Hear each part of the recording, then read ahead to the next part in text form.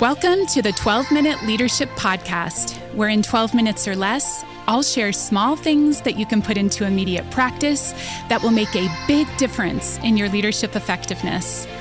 I'm your host, Elise Morales, leadership professor, consultant, and coach. For the last 17 years, I have helped thousands of leaders level up their influence and achieve remarkable results. If you want to trade compliance for true commitment and create your dream team, you are in the right place. Get ready for a quick hit of practical wisdom to increase your team's engagement, inspire top performance, and retain your best talent. Ready to level up your influence and get better results? 12 minutes starts now. Hi everyone, Elise here. Welcome back to the podcast. Today we're beginning a new series focused on empowering women in leadership. If you are a male senior or executive leader, I encourage you to listen to all of the episodes in this 3-part series because I believe it will give you the insights to better understand the female leaders on your team, how you can best leverage their talent, and how to effectively support their development and career success. I'll also address the women specifically, how women can grow their confidence, influence, and leadership presence without feeling like they have to become someone else to succeed. This topic is especially important to me not only because I am a female leader who has successfully navigated a career within more male-dominated industries, but the topic is currently front of mind because I recently gave a keynote to a room full of female leaders on this exact subject. Their response was incredibly strong, not because these women lacked capability, quite the opposite. These were intelligent, accomplished, high-performing women. But underneath all of that capability was something I hear often. I know I have more to contribute, but sometimes I still hesitate to use my voice. Whether it's the way we are socialized, individual personalities, or something else, I think a lot more women experience this than people realize. This is especially true in environments that are highly competitive, fast-moving, or predominantly male. As I mentioned earlier, I know that world well. Throughout most of my career, I've worked in male-dominated industries and alongside very strong personalities. Today, I also spend much of my time coaching senior leaders and executives, and about 80% of my one-on-one coaching clients are men. So I've had a unique opportunity to see both sides, what women are navigating internally, and how leadership environments often shape confidence and influence externally. So today, I want to talk about why so many highly capable women still struggle to find their voice in leadership and what their male counterparts can do to support them. One insight I've learned is that confidence is often misunderstood. I think one of the biggest misconceptions about confidence is that some people naturally have it and others don't. We look at confident leaders and assume she's just naturally confident. What I've seen over and over again is this: confidence is rarely something people are born with. It's something that is built. And often, it's built through things like experience, self-awareness, resilience, and learning to trust themselves over time. Here's where I think many women struggle.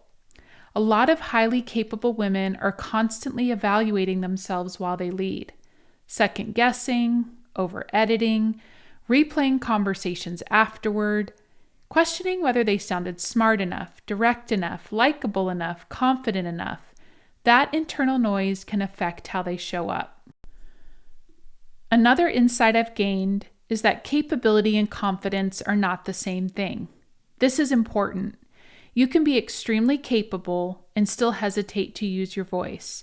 You can be intelligent and still doubt yourself in high-stakes rooms. You can be experienced and still hold back your perspective. I saw this firsthand when I asked the women attending my keynote session a question and no one raised their hand. When I train leaders within companies and have a mixed crowd of men and women, I have often witnessed the same thing. Women are not often the first to raise their hands. And I know this is not because they lack leadership ability. It's often because somewhere along the way they learn to become very aware of how they're perceived, especially in environments where they feel different from the dominant leadership culture. Often this comes from the pressure to lead correctly.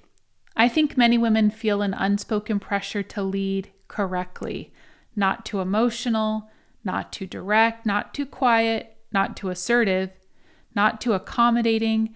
That balancing act has become exhausting. Instead of simply leading, they're constantly managing perception. And over time, that can disconnect people from their natural leadership strengths.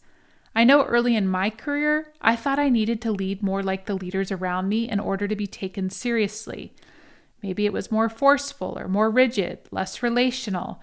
And while some of those behaviors created short-term results, something always felt off because I wasn't leading authentically. I was performing leadership, and people can't connect with that. What I've learned is that self-awareness is the foundation. One of the things I shared in the keynote is this: confidence is built through self-awareness, not perfection, self-awareness. Knowing your strengths, your patterns, your blind spots, your value, and the impact you have on others. When you truly know yourself, you stop relying so heavily on external validation to determine your worth as a leader. You become more grounded, more consistent, more intentional, and people feel that. Another thing I often see women doing is undervaluing their feminine strengths that are actually incredibly powerful in leadership. Things like relational intelligence, emotional awareness, collaboration, empathy, being able to read the undercurrents in a room, and building trust. These are not soft leadership skills. These are strategic leadership skills, especially today. The best leaders are not simply technically strong. They know how to navigate people. They know how to get buy-in. They know how to create trust. They know how to influence. And many women are naturally strong in these areas, but often underestimate their value because they don't always look like traditional leadership stereotypes. Another challenge I see frequently is overperforming. A lot of high-achieving women become incredibly responsible. They carry everything. They overfunction. They say yes too often. They take on emotional labor nobody else notices. Externally, it can look impressive, but internally, it often creates exhaustion, and exhaustion quietly erodes confidence. It's very difficult to feel grounded, clear, and confident when you're chronically overextended. Sometimes the issue isn't capability, it's capacity. That's an important distinction.